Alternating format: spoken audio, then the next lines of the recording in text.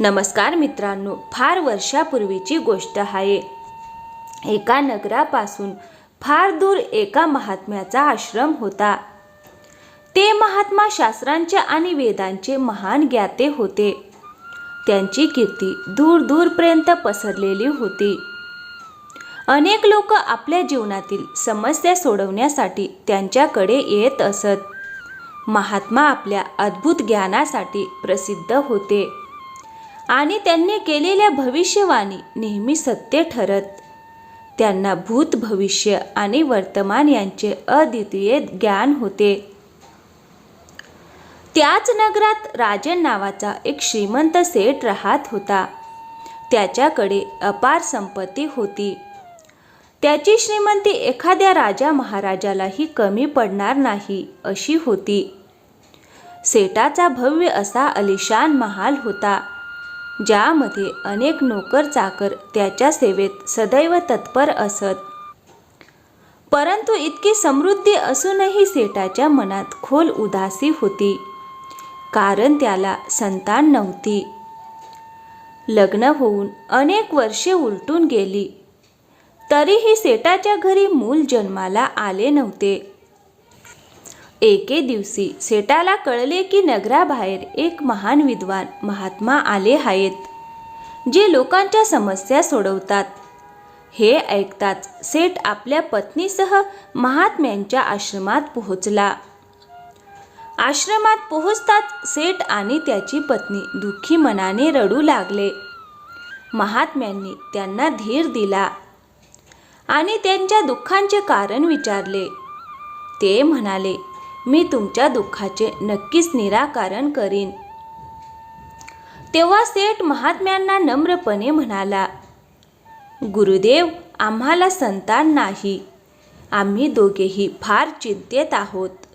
आपले नाव ऐकून आम्ही आपल्याकडे मदतीच्या आशेने आलो आहोत.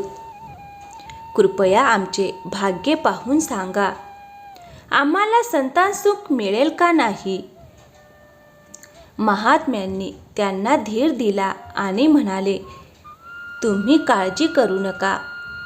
त्यानंतर त्यांनी 2 फळे दिली आणि सांगितले, ही फळे तुम्ही दोघांनी खा. यामुळे तुम्हाला नक्कीच संतान प्राप्ती होईल. सेठ आणि त्याची पत्नी महात्म्यांना प्रणाम करून घरी परतले. काही महिन्यानंतर सेठाची पत्नी गर्भवती झाली आणि 1 वर्षानंतर सेठाच्या घरी एक पुत्राचा जन्म झाला.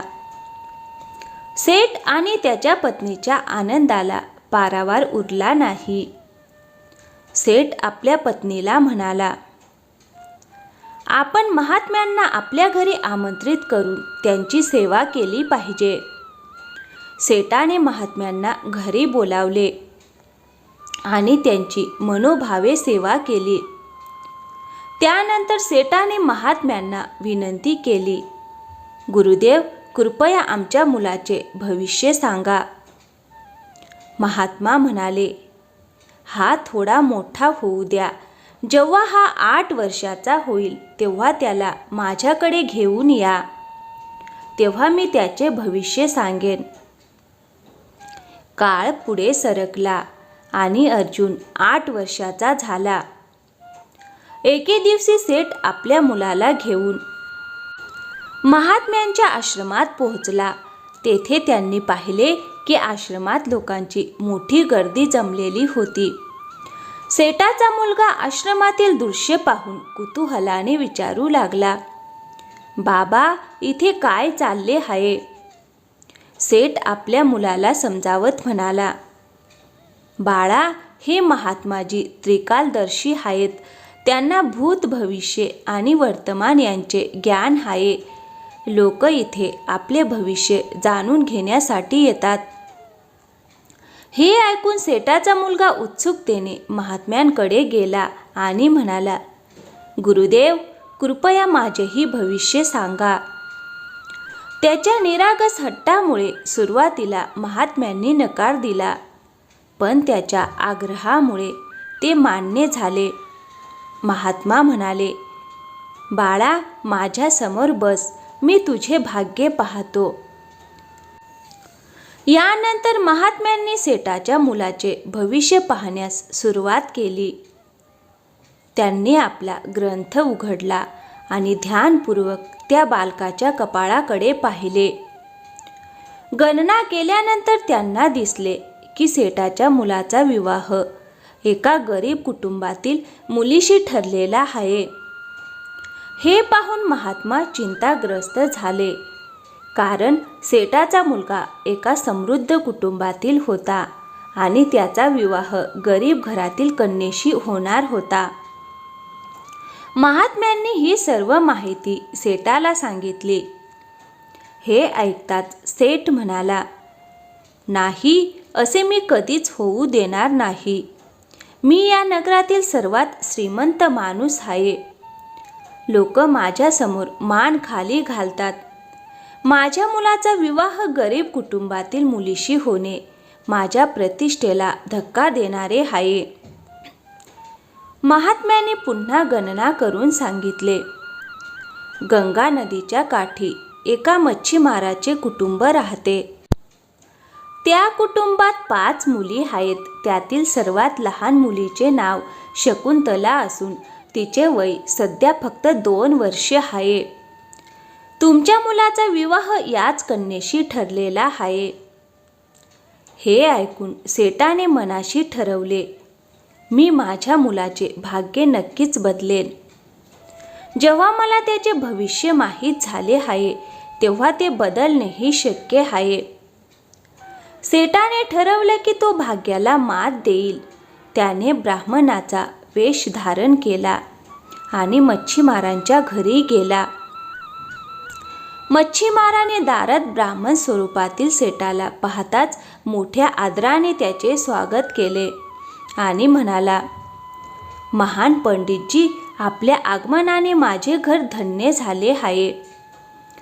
ब्राह्मणाच्या वेशात सेठ म्हणाला, मी एका खास कारणासाठी तुमच्याकडे आलो आहे. मला असे समजले आहे की तुमची 2 वर्षाची एक मुलगी आहे. मच्छीमार म्हणाला, हो पंडितजी, माझी सर्वात लहान मुलगी 2 वर्षाची आहे. तिचे नाव शकुंतला आहे. तेव्हा सेठ म्हणाला, माझे गुरुदेव जे त्रिकालदर्शी महात्मा आहेत, त्यांनी मला तुमच्याकडे पाठवले आहे. त्यांना कळले आहे की तुमच्या कुटुंबावर मोठे संकट येणार आहे. जोपर्यंत तुमची ही लहान मुलगी घरात आहे तोपर्यंत तुम्हाला पुत्रप्राप्ती होणार नाही. जर तुम्हाला आपल्या घरात मुलगा खेळताना पाहायचा असेल तर ही मुलगी घरापासून दूर करावी लागेल. हे ऐकून मच्छीमार म्हणाला, पंडितजी, ती अजून खूप लहान आहे, फक्त 2 वर्षाची आहे. अशा अवस्थेत मी तिला कसे सोडू? तेव्हा पंडित म्हणाला, अरे मच्छीमारा, जेव्हा मी तुला हे सगळं सांगू शकतो तेव्हा मी तुझी मदतही करू शकतो. खरे तर मला स्वतःला संतान नाही. तू असं कर, तुझी मुलगी मला दे. मी तिचे पालन पोषण करीन आणि ती मोठी झाल्यावर तिच्यासाठी चांगला वर शोधून तिचे लग्न करून देईन. पुत्रप्राप्तीच्या इच्छेने मच्छीमार पंडिताच्या बोलण्यात आला आणि त्याने आपली लहान मुलगी त्याच्या ताब्यात दिली. पंडित म्हणजे सेठ मनोमन फार आनंदी झाला आणि लगेचच त्या कन्येला घेऊन तिथून निघून गेला. चालत असताना सेठ विचार करू लागला, जर मी या मुलीला मारले तर मला बालहत्येचे पाप लागेल. त्यापेक्षा तिला एका पेटीत बंद करून गंगा नदीत सोडून देणे हेच योग्य राहील. अशा प्रकारे माझा मार्गही मोकळा होईल आणि मला पापही लागणार नाही. या विचाराने प्रेरित होऊन सेठाने एक लाकडी पेटी घेतली. त्यात त्या बालिकेला ठेवले आणि गंगा नदीत सोडून दिले. आता सेठाला पूर्ण विश्वास झाला की त्याच्या मुलाचा विवाह गरीब घरातील मुलीशी होणार नाही. तो निश्चिंत मनाने घरी परतला. परंतु नियतीचा खेळ काही वेगळाच होता. ज्या पेटीत ती मुलगी होती ती गंगेत वाहत पुढे जात होती. थोड्याच अंतरावर एक ब्राह्मण गंगेत स्नान करत होता. त्याला ती पेटी वाहत येताना दिसली. त्याने ती लगेच पकडली. पेटी उघडून पाहताच त्यात एक नन्हीशी मुलगी त्याला दिसली. खरे तर तो ब्राह्मण निसंतान होता आणि रोज गंगा मातेपाशी संतान प्राप्तीसाठी प्रार्थना करत असे. मुलीला पाहून त्याला वाटले की गंगा मातेने त्याची प्रार्थना ऐकली आहे. तो त्या मुलीला घरी घेऊन गेला आणि आपल्या पत्नीला देत म्हणाला, हे बघ, गंगा मातेने आपल्याला ही कन्या दिली आहे. आजपासून हीच आपली मुलगी. आपण हिचे पालन पोषण करू. ब्राह्मण आणि त्याच्या पत्नीने त्या मुलीचे प्रेमाने संगोपन केले. काळ पुढे सरकला आणि ती मुलगी हळूहळू मोठी झाली. काही वर्षानंतर ती विवाह योग्य झाली. तेव्हा ब्राह्मणाची पत्नी म्हणाली, अहो, आता आपल्या मुलीच्या लग्नाची चिंता करायला हवी. लवकरात लवकर तिच्यासाठी योग्य वर शोधा. ब्राह्मण म्हणाला, तू बरोबर बोलतेस. मी आजपासूनच योग्य वर शोधण्यास सुरुवात करतो. यानंतर ब्राह्मण आपल्या गावात व आसपासच्या भागात मुलीसाठी वर शोधू लागला. अनेक ठिकाणी प्रयत्न केले पण कुठेच जुळले नाही. शेवटी एके दिवशी चालता चालता तो त्या नगरात पोहोचला जिथे सेठ राजन राहत होता. ब्राह्मणाने तेथील लोकांना विचारले, बंधूंनो, या नगरात एखादा योग्य वर आहे का? तेव्हा लोक म्हणाले, या नगरातील सेठ राजन यांचा मुलगा एकलव्य विवाह योग्य आहे. तुम्ही ब्राह्मण आहात आणि उच्च कुळातील आहात, त्यामुळे तुम्ही नक्कीच सेठजींना भेटायला हवे. ब्राह्मण सेठ राजन यांचे घर शोधत तिथे पोहोचला. सेठांची भेट घेतल्यावर तो म्हणाला, सेठजी, मी जातीने ब्राह्मण आहे आणि माझी एक विवाह योग्य कन्या आहे. आपण आपला पुत्र एकलव्याचा विवाह माझ्या कन्येशी करायला इच्छुक आहात का? हे ऐकताच सेठ अंतर्मनातून फार आनंदी झाला. तो विचार करू लागला, माझ्या मुलाच्या नशिबात तर एक गरीब मच्छीमाराच्या मुलीशी विवाह लिहिला होता, पण आता तर स्वतः एक उच्च कुळातील ब्राह्मण माझ्या मुलासाठी स्थळ घेऊन आला आहे. सेठ ताबडतोब या विवाहासाठी तयार झाला. लवकरच विवाहाची तारीख ठरली आणि मोठ्या थाटामाटात ब्राह्मणाची कन्या, जिला शकुंतला म्हणत, हिचा विवाह एकलव्याशी झाला. आता सेठाला वाटू लागले की त्याने आपल्या मुलाचे नशीब बदलून टाकले आहे. महात्म्यांनी जे सांगितले होते ते आपण उलटवून टाकले आहे असा त्याचा ठाम विश्वास झाला. पण सेठाला हे माहीत नव्हते की विधीच्या विधानाला कोणीही बदलू शकत नाही. स्वतः विधाता सुद्धा नाही. नशिबात जे लिहिलेले असते ते होऊनच राहते. योगायोग असा की सेठाच्या पुत्राचा विवाह त्याच कन्येशी झाला होता जिला त्याने गंगेत वाहून दिले होते. सेठाचा मुलगा आपल्याला सुंदर पत्नी मिळाल्याने खूप आनंदी होता आणि शकुंतलालाही एकलव्य पती म्हणून मिळाल्याने संतुष्ट होती. सेठही आनंदी होता की आपण मुलाचे नशीब बदलले आहे. विवाहानंतर काही काळाने व्यापाराच्या कामासाठी सेठाचा मुलगा नगराबाहेर पडला. त्याच दरम्यान एके दिवशी शेठ आपल्या सुनबाईला घेऊन महात्म्यांच्या आश्रमात गेला. तिथे पोहोचून त्याने गुरुदेवांना प्रणाम केला आणि गर्वाने म्हणाला, गुरुदेव, मी विधीचे विधान बदलून दाखवले आहे. हे ऐकून गुरुदेव हसू लागले. सेठने विचारले, गुरुदेव, आपण का हसत आहात? तेव्हा गुरुदेव म्हणाले, ही तीच कन्या आहे जिला तू नदीत वाहून दिले होतेस. हे ऐकताच सेठाच्या अंगाला घाम फुटला. त्याला जाणवले की हीच ती मच्छीमाराची मुलगी आहे जिला मारण्यासाठी त्याने गंगेत सोडले होते, आणि तरीही ती त्याच्या घरात सून म्हणून कशी काय आली. सेठने शकुंतलाला विचारले, मुली, तू तुझ्या वडिलांची एकुलती एक संतान आहेस का? शकुंतला म्हणाली, पिताजी, माझे खरे आई वडील फार दुष्ट होते. त्यांनी मला 2 वर्षाची असतानाच गंगेत वाहून दिले होते. माझ्या नवीन आई वडिलांनी मला नवे जीवन दिले. तेच माझे खरे माता पिता आहेत. आता सेठला पूर्ण खात्री पटली की हीच ती मच्छीमाराची मुलगी आहे.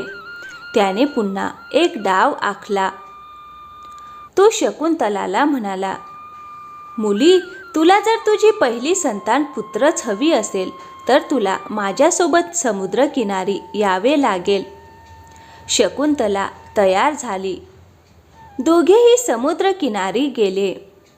तेथे सेठने आपली अंगठी काढली आणि म्हणाला, ही अंगठी मला माझ्या गुरुदेवांनी दिली आहे. असे म्हणत त्याने ती अंगठी समुद्रात फेकली आणि पुढे म्हणाला, माझ्या गुरुदेवांनी सांगितले आहे की ज्या दिवशी ही अंगठी तुला सापडेल त्या दिवशी तू घरी परत जाऊ शकशील. पण जर तुला ही अंगठी सापडली नाही आणि तू माहेरी किंवा सासरी परत गेलीस तर तुझा पती तुला गमवावा लागेल. म्हणून जोपर्यंत ही अंगठी सापडत नाही तोपर्यंत तू या दोन्ही ठिकाणी जाऊ शकत नाहीस. जर तू माझं ऐकशील तर तुला नक्की पुत्रप्राप्ती होईल आणि तुझे नशीब उजळून निघेल. असे सांगून सेठ आपल्या सुनेला समुद्रकिनारी सोडून घरी परतला. शकुंतलाने अंगठी शोधण्याचा खूप प्रयत्न केला, पण ती तिला सापडली नाही. अंगठी न मिळाल्याने ती बिचारी मार्गस्थे झाली, कारण ती ना सासरी जाऊ शकत होती ना माहेरी. चालत चालत ती एका जंगलाच्या वाटेवर आली. तिथे तिला समोरून एक राजपूत कुटुंब येताना दिसले. ते कुटुंब आपल्या गावाकडे चालले होते. कुटुंब प्रमुखाने तिला पाहून विचारले, मुली, तू या जंगलात एकटी कशी फिरत आहेस? इथे तर हिंस्र प्राणी राहतात. शकुंतला म्हणाली, मी अडचणीत आहे आणि या जगात माझे कोणीही नाही.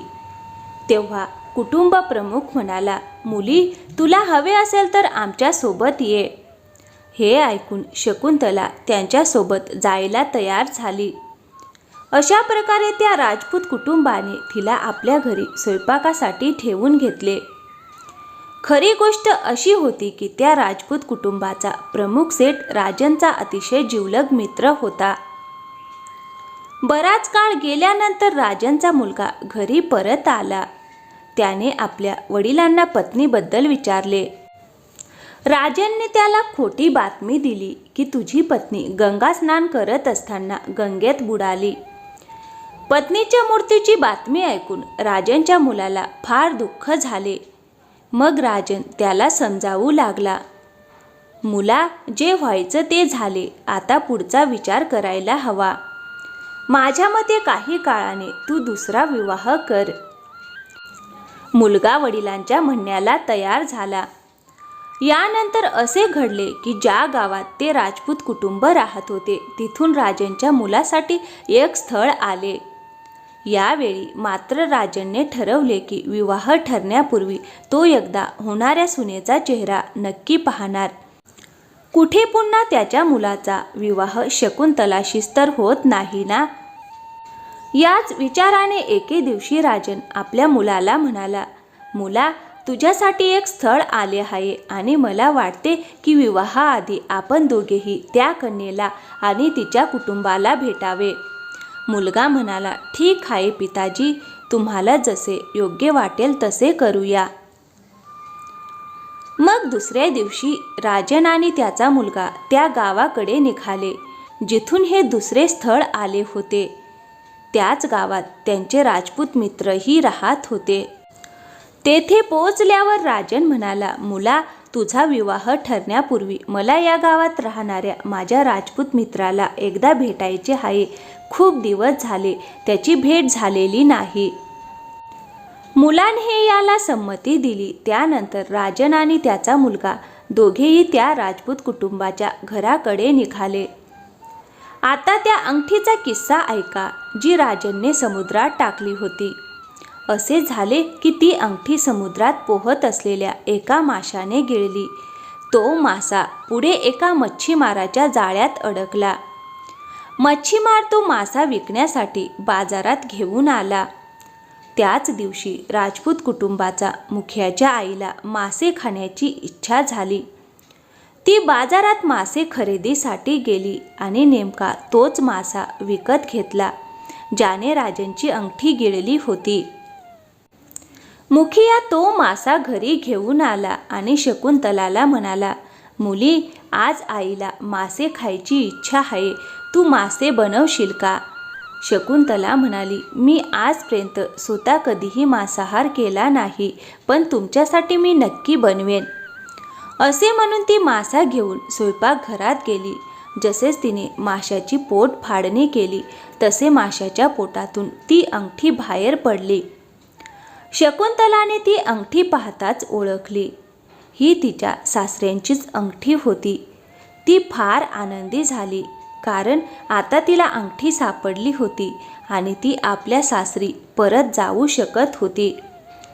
इकडे राजन आणि त्याचा मुलगा जेव्हा आपल्या राजपूत मित्राला भेटण्यासाठी त्याच्या घरी पोहोचले तेव्हा दोन्ही मित्र एकमेकांच्या गळ्यात पडले. खूप दिवसांनी भेट झाल्याने दोघांनाही खूप आनंद झाला. सर्वजण बसून आपापसात गप्पा मारू लागले. स्वयंपाकघरात काम करत असलेल्या शकुंतलाने जेव्हा आपल्या पतीचा आणि सासऱ्यांचा आवाज ऐकला तेव्हा ती लगेच त्या खोलीत आले जिथे सर्वजण बोलत होते. सासरे आणि पती यांना पाहताच शकुंतलाने ताबडतोब त्यांच्या पाया पडून नमस्कार केला. आपली पत्नी जिवंत पाहून राजनचा मुलगा थक्क झाला आणि म्हणाला, पिताजी, तुम्ही तर सांगितले होते की माझी पत्नी मरण पावली आहे, पण ती तर जिवंत आहे आणि माझ्यासमोर उभी आहे. आपली सून सुखरूप पाहून राजन काही क्षण पूर्णपणे शांत झाला. मग हळूच आवाजात तो म्हणाला, मुला, मी तुला खोटे सांगितले होते की तुझी पत्नी गंगेत बुडाली आहे. प्रत्यक्षात हीच तुझी पत्नी आहे. मी भाग्याने जे लिहिले होते ते बदलण्याचा खूप प्रयत्न केला, पण मी अपयशी ठरलो.